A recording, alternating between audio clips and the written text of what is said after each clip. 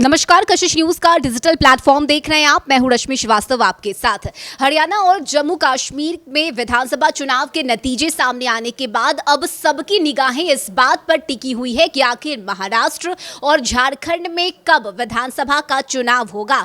तो आज इस इंतजार की घड़ी खत्म होने वाली है और आज ही चुनाव आयोग की तरफ से तारीखों का ऐलान होना है। लेकिन आपको बता दें कि सिर्फ 2 राज्य ही नहीं, जी हां, सिर्फ महाराष्ट्र और झारखंड ही नहीं बल्कि बाकी 13 ऐसे राज्य हैं जहां चुनाव होने हैं। अब आप कंफ्यूज मत होइए, क्योंकि आज इस वीडियो में हम आपको पूरी जानकारी देंगे और आपको ये बताएंगे कि आखिर वो 15 राज्य कौन कौन से हैं जहां चुनाव होने हैं, क्यों होने हैं और इसके पीछे की वजह क्या है, ये सब कुछ आपको बताएंगे।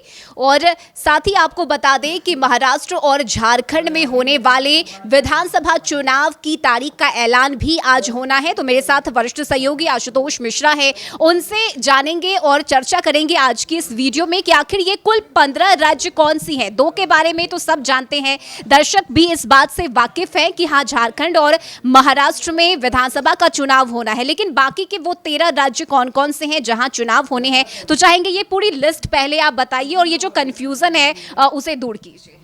देखिए, आपने सही कहा, झारखंड और महाराष्ट्र में तो चुनाव होना है। 1 नवंबर में कार्यकाल खत्म हो रहा है और झारखंड में जनवरी 5 को 2025 को सरकार का गठन होना है। दोनों जगह महाराष्ट्र की बात करें तो वहाँ पर टाइम कम है, लेकिन झारखंड में अभी कार्यकाल ख़त्म होने में काफ़ी समय है। लेकिन माना जा रहा है चूँकि आज चुनाव आयोग ने पीसी बुलाई है तो आज ही वहाँ पर चुनाव की तारीख का ऐलान हो सकता है। इसके अलावा 13 और राज्य है, यानी कि कुल 418 विधानसभा सीटों पर चुनाव होने जा रहे हैं और आज उसकी तारीख का ऐलान हो सकता है झारखंड और महाराष्ट्र के साथ साथ। इसके अलावा 3 लोकसभा की सीट है जो किसी न किसी वजह से खाली हुई है, उस पर भी उपचुनाव होना है, उसकी तारीख का भी आज ऐलान संभव है।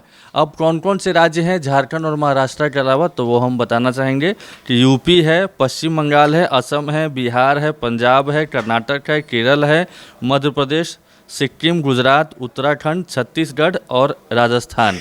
झारखंड और महाराष्ट्र के अलावा और 3 लोकसभा की सीट कौन है, तो एक राहुल गांधी की वायनाड है, इसलिए खाली हुई क्योंकि 2 जगह से उन्होंने लोकसभा में चुनाव लड़ा था। रायबरेली से जीते थे और वायनाड से उन्होंने अपना ये वापस ले लिया था। इसके अलावा नांदेड़ सीट है और एक पश्चिम बंगाल की बसीरहाट सीट है। इन दोनों जगह पर एक जगह टीएमसी के सांसद का निधन हो गया था और कांग्रेस के सांसद का बसीरहाट से निधन हो गया था, इस वजह से यहाँ पर उपचुनाव होना है।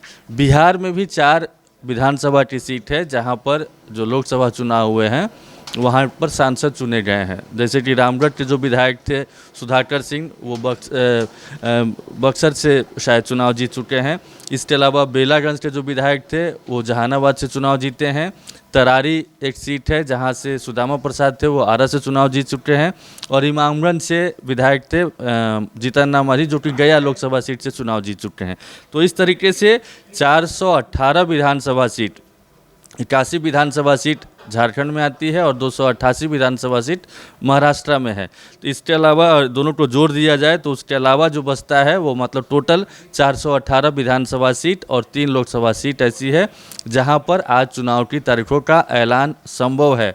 बिहार में काफ़ी दिनों से चर्चा चल रही थी कि कभी भी चुनाव की तारीख का ऐलान हो सकता है, लेकिन लोकसभा चुनाव के बाद जम्मू कश्मीर और हरियाणा में चुनाव हुआ, उस वक्त भी ये कयास लगाए जा रहे थे कि शायद उसके साथ साथ यहाँ भी उपचुनाव करा लिए जाएंगे या यूपी में जो खाली सीटें हुई है उसके लिए भी, लेकिन उस समय नहीं हुआ। तो इस बार उम्मीद ज़रूर जताई जा रही है कि निर्वाचन आयोग, चुनाव आयोग की जो पीसी होगी उसमें यहाँ पर भी कब चुनाव हो सकता है उसकी तारीख का ऐलान हो सकता है।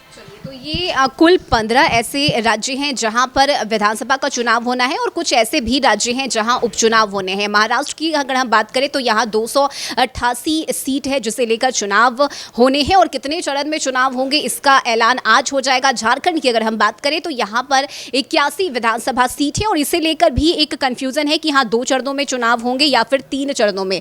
तो ये एक कन्फ्यूज़न है चूँकि 81 विधानसभा सीट है और कोशिश यही है कि निष्पक्ष चुनाव हो, चूँकि नक्सली इलाका भी है, कई ऐसे प्रभावित क्षेत्र हैं, इसका भी ख्याल चुनाव आयोग की तरफ से रखा जाएगा। तो क्या आखिरी में क्या संभावना, चूंकि आज ही प्रेस कॉन्फ्रेंस होना देखिए, 2 चरण में जो जानकारी सेंटर सामने आ रही कि 2 चरणों में चुनाव हो सकते हैं।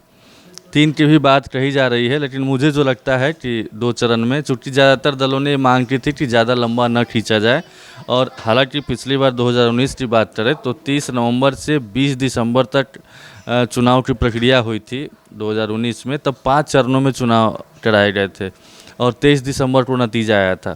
तो इसीलिए पिछली बार से सबक लेते हुए सारे राजनीतिक दल जो भी झारखंड के, उन्होंने सलाह दी निर्वाचन आयोग चुनाव की टीम जब आई थी कि इस बार ज़्यादा लंबा ना खींचा जाए, और इसीलिए उम्मीद जताई जा रही है कि 2 चरण में चुनाव पॉसिबल है। तो आज दोपहर 3:30 बजे का वो समय दिया गया है जब चुनाव आयोग की तरफ से प्रेस कॉन्फ्रेंस किया जाना है और पूरी जानकारी दी जाएगी कि आखिर कितने चरणों में चुनाव होगा। कशिश न्यूज़ के डिजिटल प्लेटफॉर्म पर खबरों का सिलसिला जारी रहेगा और आप हमारी कशिश न्यूज़ के यूट्यूब चैनल को सब्सक्राइब कर लीजिए, वीडियो को ज़्यादा से ज़्यादा लाइक कीजिए, शेयर कीजिए और कमेंट करके आप अपनी राय भी हमें ज़रूर बताइएगा। नमस्कार।